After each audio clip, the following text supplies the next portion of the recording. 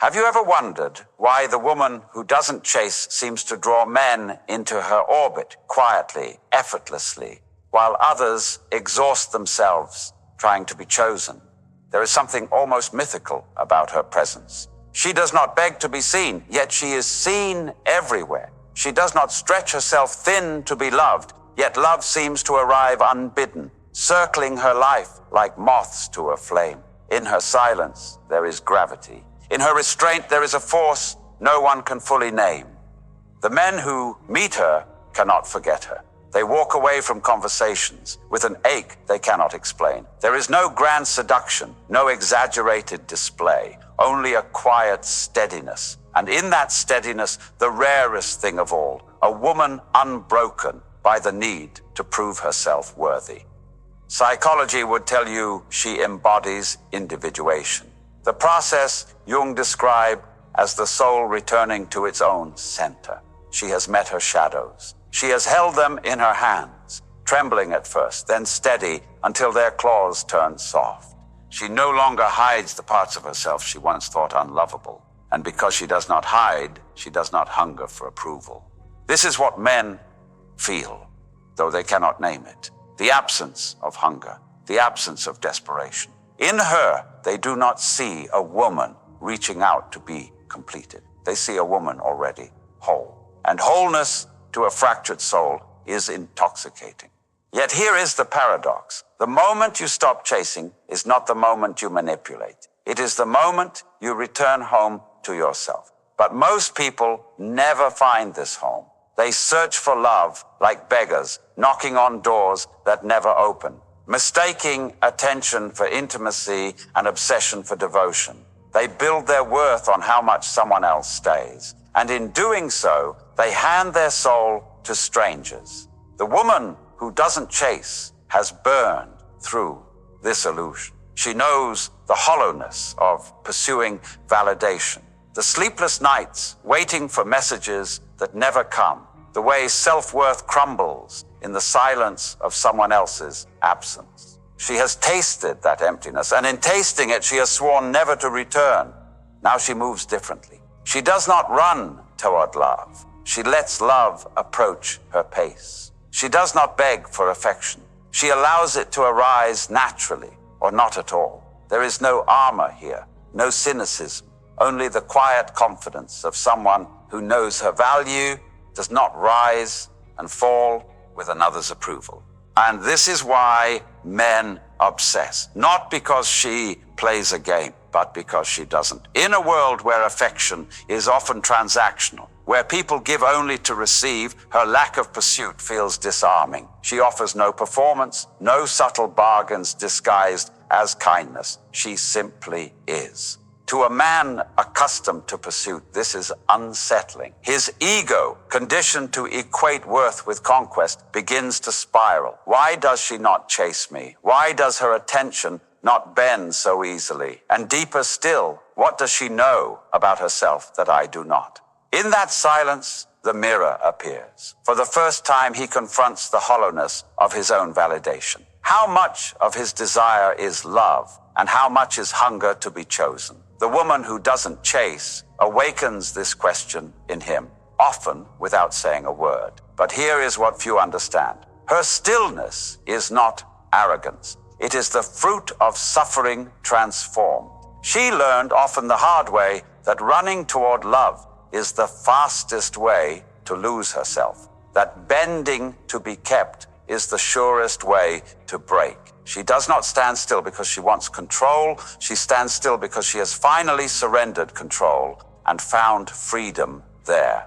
You may feel this truth within yourself. Perhaps you have chased before, love, approval, belonging, and in the pursuit, lost pieces of who you were. Perhaps you know the exhaustion of waiting for someone to see you, only to realize they never truly could. And perhaps somewhere deep inside, you are ready to stop running. Because the moment you stop running, something shifts, the world tilts, the energy changes. Suddenly, love comes not as a hunt, but as an echo, drawn to you because you have become still enough to hear it. And that quietly is where everything begins. Beneath this stillness lies something most cannot name, a reclamation of feminine energy that has been lost in the noise of modern love. She no longer twists herself into shapes to be desirable. She no longer bargains with fragments of her soul in exchange for scraps of affection. But there is no convincing here, only being. And yet paradoxically, this refusal to chase does not repel love, it summons it. For when a woman stops reaching outward, she begins radiating inward. And radiance, unlike pursuit, is magnetic. It moves without words. It calls without sound. It hums in the air around her like a quiet, ancient song, the kind men cannot help but hear, even if they do not know why they are listening. Jung would call this the anima made whole, the inner feminine aligned with her own depths. When the feminine heals, it does not become louder, it becomes deeper. It sinks into itself like a river finding its true course. And that depth terrifies those who cannot swim. Men who have not yet faced their own shadow will often misread this depth as coldness. They will call her detached, unavailable, hard to get. But in truth, she is not playing a game. She is protecting a sanctity they cannot yet comprehend. For her love is no longer casual. It is not an anxious offering given to whoever will take it. It is a deliberate choice, given rarely, given deeply, or not at all. This is why obsession forms. Not because she withholds, but because she awakens something dormant. Men sense, often unconsciously, that this woman will not participate in their ego's games. She does not reward half presence. She does not soothe their unhealed hunger with shallow reassurances. In her presence, they are forced to meet themselves, raw, unadorned, unflinching. And this is uncomfortable. For most people, love has been confused with validation. Desire has been mistaken for conquest. When someone does not chase, the ego panics. Why do they not want me? What does this say about me? The silence exposes the wound beneath the surface, the quiet terror of not being enough. But for her, this silence is sacred. It is the place she met herself after years of noise, after lovers who praised her beauty but never saw her soul, after nights spent waiting for someone else's love to make her feel real. She knows now that no one can do that work for her. So she no longer rushes toward potential. She no longer tries to fix the broken. She no longer romanticizes the half-available man, hoping he will one day choose her. She knows these patterns by heart, and she knows they lead nowhere. Instead, she chooses stillness, not to punish, but to preserve. And in that preservation, she finds something rare: self-respect without bitterness, boundaries without walls, softness without collapse. You might feel this stirring inside yourself. The quiet exhaustion with games, the longing for something real. Perhaps you are tired of over-explaining your worth, of giving everything only to be met with silence. Perhaps you are beginning to wonder if chasing, whether love, attention, or validation, has cost you more than it has given. This awakening is not loud. It is subtle. It begins the day you stop asking, will they choose me? And start whispering, do I choose myself? It begins when you no longer beg for breadcrumbs, when you realize you are always the feast. Men sense this shift, even if they cannot articulate it. The woman who doesn't chase moves through life like a quiet storm, unbothered, unapologetic, untamed. And those who meet her either rise to meet her depth or fall away entirely. But there is another layer still, one even she must confront. For when men obsess, when they orbit her stillness, she must resist the temptation to confuse obsession with devotion. Because obsession is not love, it is hunger disguised as desire. And hunger cannot love, it can only consume. This is where her real power begins, in discerning who comes to meet her soul and who only comes to feed their ego. And the deeper truth, she no longer fears being alone long enough to wait for the answer. There comes a moment when her stillness is tested, When the world and the men drawn into her orbit press against her silence, asking her to break it, to chase, to prove. And for a woman who has spent years conditioned to overextend, this is the hardest part. Holding her ground when everything in her body still remembers the old ache to run after love. But she does not run, not anymore. Her past taught her what running cost, the sleepless nights of waiting for replies that never came, the sinking feeling of contorting herself into someone's ideal only to wake up hollow, the quiet humiliation of pouring her soul into hands that were already full. Not of love, but of their own wounds. She remembers all of it, and she will not return. It is here that psychology meets myth. In Jungian terms, she has confronted the animus, the inner masculine that once drove her outward, that once sought validation through conquest and proving. By meeting that inner force, she softens it, balances it. She no longer chases the masculine outside herself because she has reconciled it within. And in this reconciliation, something extraordinary happens. Men feel it, though they do not understand why. The feminine that does not chase radiates differently. It is not passive, but receptive, not closed, but rooted. She is not demanding attention. She is holding presence, and presence in a world addicted to noise is the rarest luxury. Men encounter her and find themselves unsettled. Their usual scripts do not work. Their casual charms, their quick performances, they land hollow in the face of her quiet knowing. It is not that she rejects them, it is that she sees them. And being truly seen is terrifying for a man who has only ever been admired for fragments of himself. You can feel this dynamic even in your own life. Think of the people who never had to prove their worth to you, the ones whose calm energy spoke louder than any pursuit. There is something magnetic in those who have nothing to prove. It is not arrogance, it is peace. And peace is what the restless soul hungers for most. But here lies the paradox. The men who obsess over her are often the ones least prepared to meet her depth. They want to possess what she embodies, her calm, her confidence, her wholeness. Yet they have not built it within themselves. And so their obsession turns frantic. They crave not love, but relief from their own emptiness. This is where she must discern, because obsession can feel flattering at first. The sudden attention, the pursuit, the intensity. But obsession is hunger, and hunger, when fed, does not transform into devotion. It merely grows more ravenous. True devotion, the kind that meets her depth, moves slower. It is quieter. It does not panic in her stillness. It joins her there. It does not demand proof. It offers presence. This love does not fear her boundaries. It honors them. For her, the shift is subtle, yet seismic. She no longer confuses intensity with intimacy. She no longer mistakes pursuit for partnership. She knows now, love is not measured by how frantically someone chases, but by how steadily they stay. And so she waits, not in bitterness, but in trust, not for a savior, but for an equal. She waits because she knows rushing leads only to ruin. She waits because she knows that any love born from fear of loss is doomed to collapse beneath its own weight.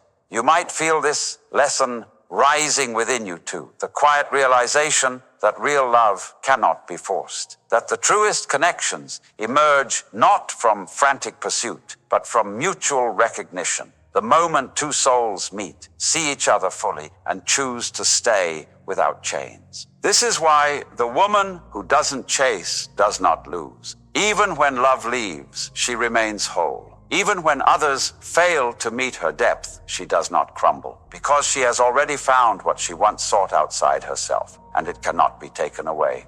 But to live this way is to walk alone for a time, to shed the patterns that once defined you, to sit in the quiet and feel every hunger rise and still refuse to move from your center.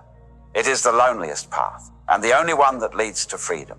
In this solitude, something begins to change. The loneliness that once felt unbearable softens into solitude.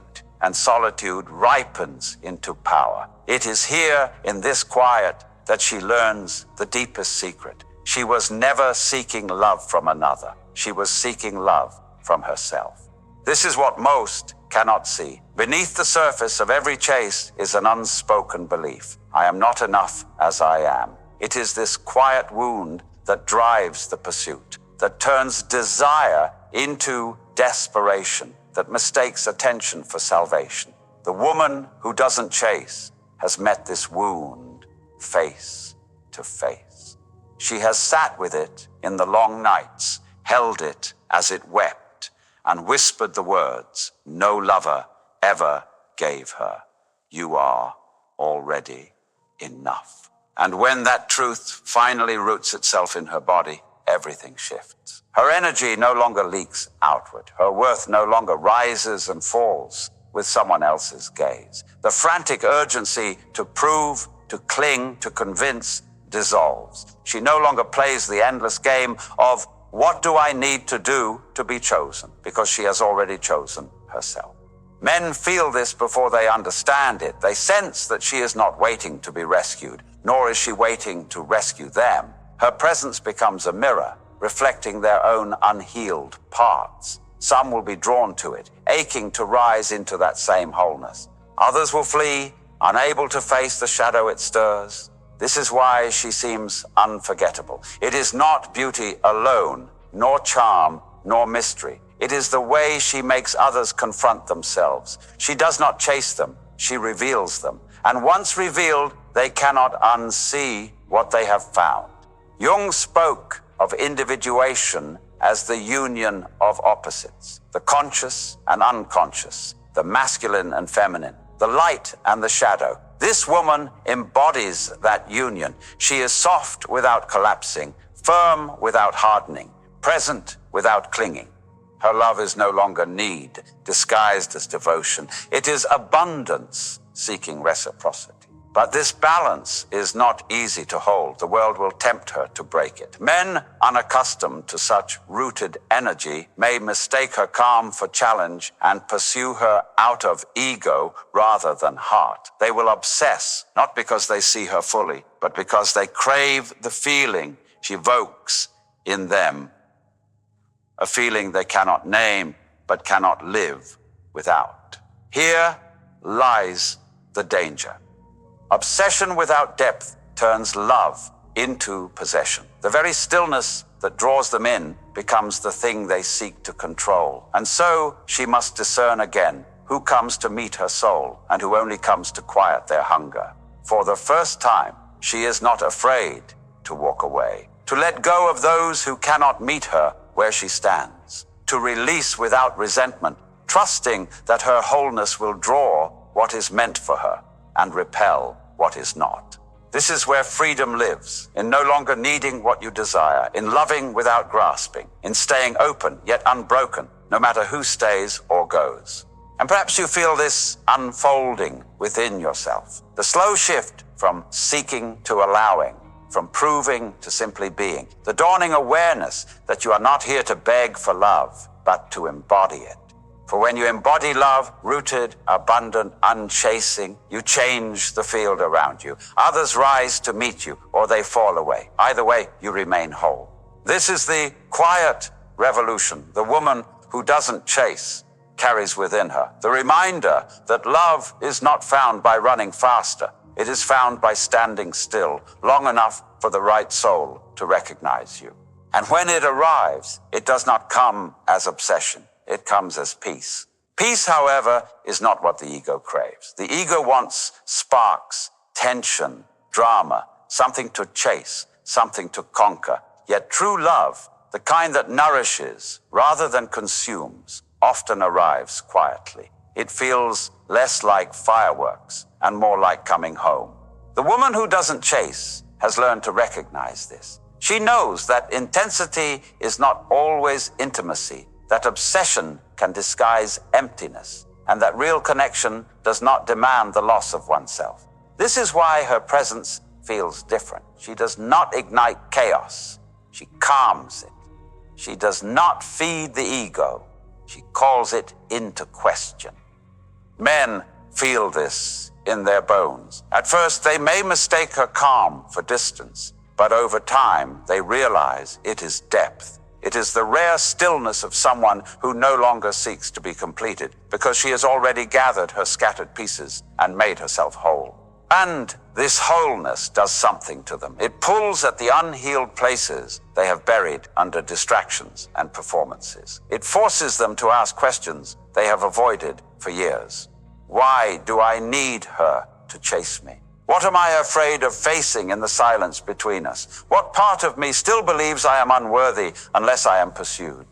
This is the alchemy she creates, not through strategy, but through presence. Her stillness is not a tactic, it is a truth. And in that truth, others are invited to meet themselves. But not everyone will rise to this invitation. Some will run, some will project their own fears onto her, calling her cold, difficult, detached. In truth, they are fleeing from themselves, mistaking her self-respect for rejection. She no longer takes this personally. She knows that love cannot meet her until it has faced its own shadow. She understands now. The way people respond to her stillness says more about their inner world than it does about her worth.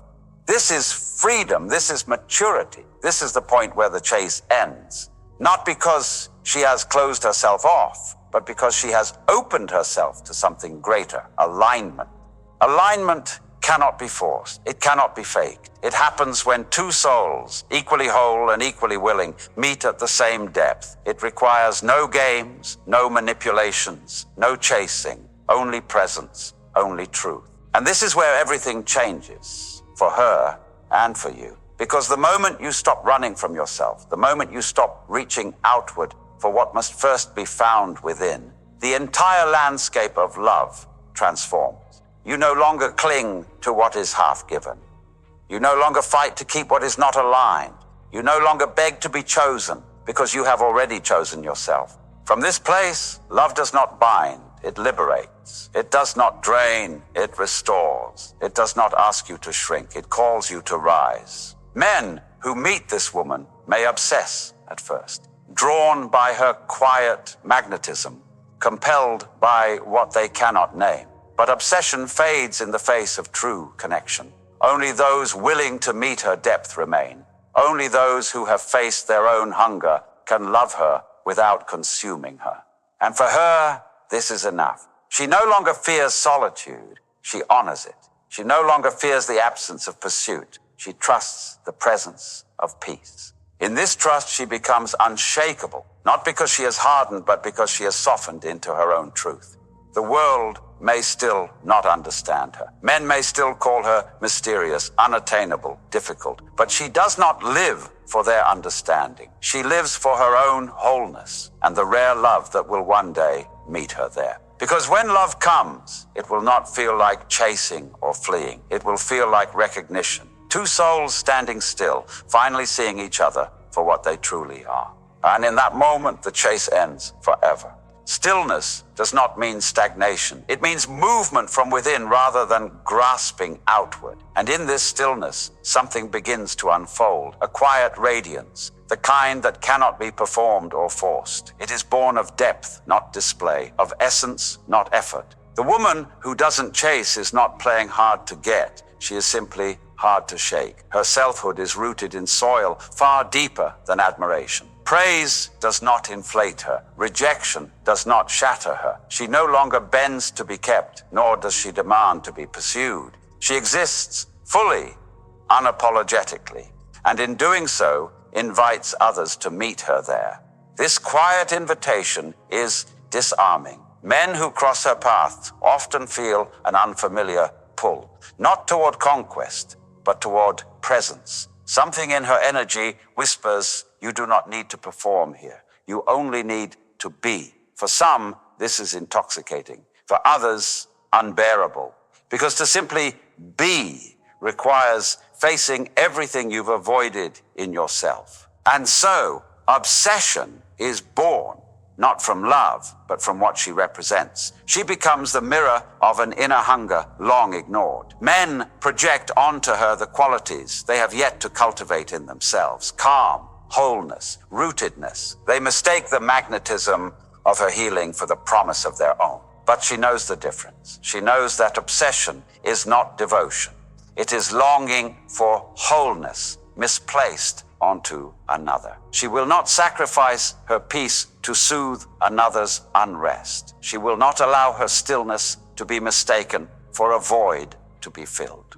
This discernment is her quiet strength. It is the reason she can love deeply without losing herself. It is why she can remain soft without collapsing into the chaos of someone else's wounds. Her heart is open, but her boundaries are firm, not out of fear, but out of reverence for what she has become. Perhaps you have felt this longing in your own journey. The slow shift from seeking outward to returning inward. The realization that your worth was never dependent on who stayed or who left, but on the way you choose yourself in the silence between them. Carl Jung spoke of the union of opposites, the balancing of shadow and light, masculine and feminine, ego and soul. This woman embodies that union. Her love is no longer frantic, it is spacious. No longer demanding, it is discerning. And this spaciousness terrifies those who equate intensity with meaning. Yet the ones who can stay in her quiet will discover something few ever find. Love unbound by fear, a connection free from the compulsions of the chase, rooted instead in mutual recognition and freedom. This is why she no longer rushes, why she no longer tries to force alignment where none exists. She knows that what is meant for her will not require her to abandon herself. She knows that love is not something to earn, but something to receive, freely, fully, without negotiation. And so she waits, not in loneliness, but in readiness. Her stillness is no longer a wound, but a sanctuary, no longer a defense, but a home. In this home, only those willing to honor its quiet are allowed to enter.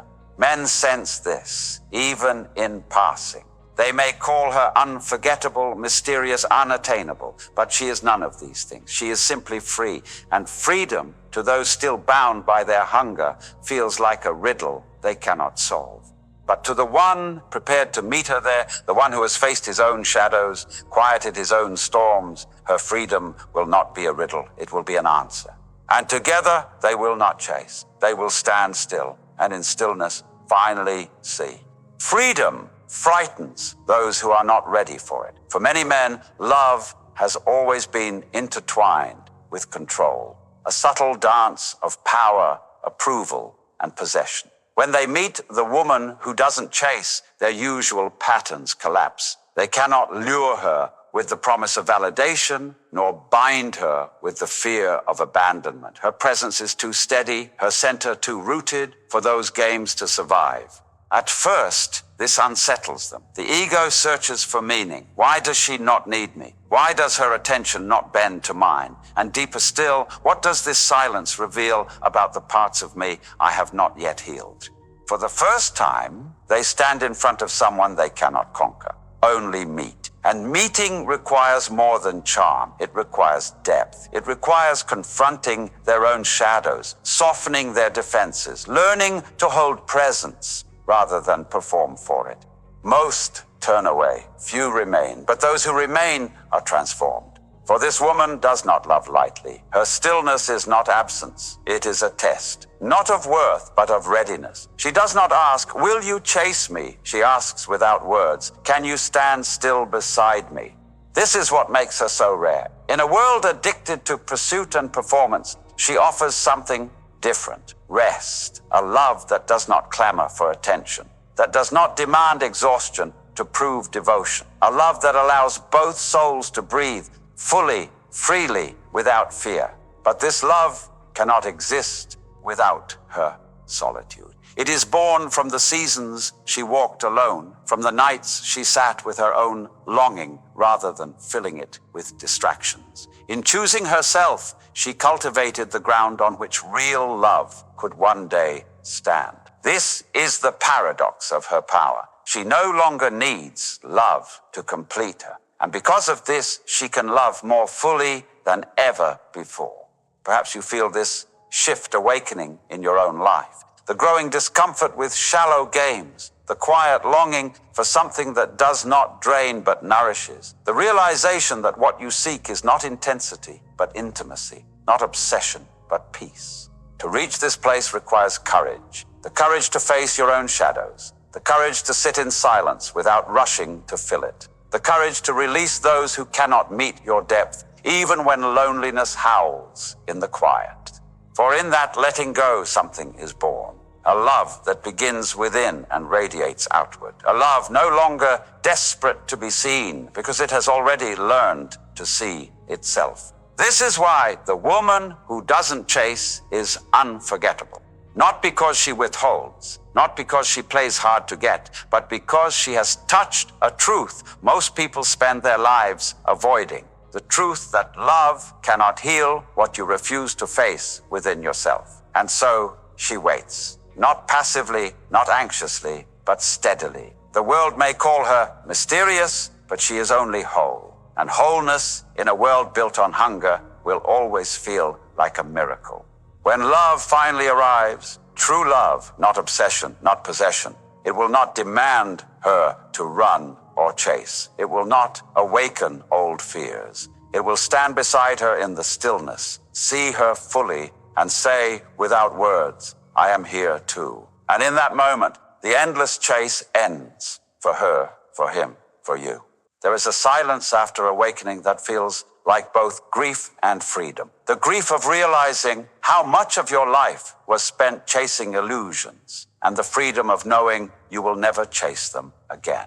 The woman who doesn't chase has lived through this silence. She has buried the girl who begged to be chosen, the one who mistook crumbs for feasts, the one who thought love had to be earned through suffering. That girl is gone, and in her place stands someone new, softer, wiser, unshakably whole. This woman does not close her heart. She opens it, but without fear. She loves deeply, but never at the cost of herself. She welcomes devotion, but no longer mistakes obsession for intimacy. She sees clearly now what is meant for her will not require her to abandon her soul to receive it. Men sense this, though few can name it. Some will try to possess it, to turn her stillness into a prize. Others will flee, unable to stand the mirror she holds. But a rare few, the ones who have faced their own shadows, will recognize it for what it is, an invitation to stand as equals. This is the love she waits for, not the frantic chase of two egos colliding, but the quiet recognition of two souls meeting at the same depth. A love that does not bind, but frees. A love that does not consume, but creates. You may feel this truth stirring within you. The quiet pull to stop running, not just from others, but from yourself. The longing to return home, not to a person, but to your own center. The whisper that says, you are already enough. You were always enough. When this truth lands, not in the mind, but in the body, in the marrow, the game ends, the patterns shatter, the chase dissolves. You no longer beg to be chosen because you are no longer waiting to be found. You have found yourself. And in this finding, something miraculous happens. The love you once chased begins to find you. Not because you manipulated, not because you withheld, but because you finally aligned with what was always yours. This is why the woman who doesn't chase is unforgettable. Not because she is rare, but because she is free. Not because she plays hard to get, but because she is no longer playing at all. And this freedom, this quiet, grounded wholeness calls to something deep in every soul that meets her. It calls them home to themselves. For her, the story ends, not with conquest, but with clarity. She no longer waits to be chosen. She no longer begs to be seen. She knows her worth quietly, without question.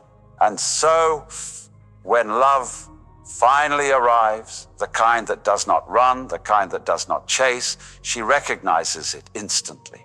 Two still souls standing together, no longer seeking, no longer proving, simply seeing, simply being. And with that, the chase is over forever. She no longer waits to be seen. She sees herself, and that changes everything.